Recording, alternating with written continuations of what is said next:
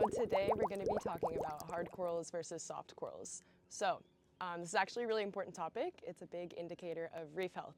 Hard corals, they are known as reef builders. So that means that they have these really hard internal skeletons made of calcium carbonate, which is basically limestone, that provides new material or substrate for baby corals to land on and then grow. So the coral can just like get bigger and bigger and bigger because it grows on itself.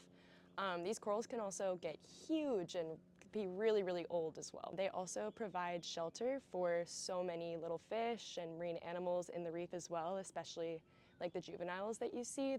And then soft corals, they're also very important, but they lack the hard skeleton that hard corals do. They are kind of the more wavy, they're better positioned to withstand strong currents and rougher conditions. They also have this really cool defense mechanism where they're essentially using chemicals to deter other corals from building close to them.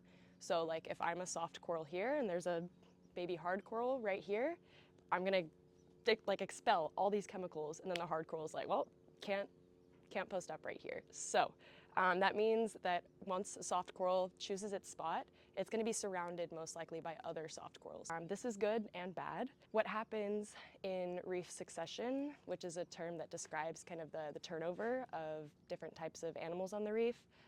Say there's a large heating event and lots of the hard coral dies, soft coral can come in and take over that area, which is good because it's bringing in new life. But it's also kind of bad because then if the hard corals want to come back and grow there, now they can't because the soft corals have those chemicals that deter other growth. So you can view a reef as hard versus soft coral. If you see lots of soft coral, it's probably not in the most healthy condition, unfortunately. I know it looks really nice, but it's actually not that good of a sign. Whereas if you see a lot of hard coral, that's a great sign. That's a healthy reef.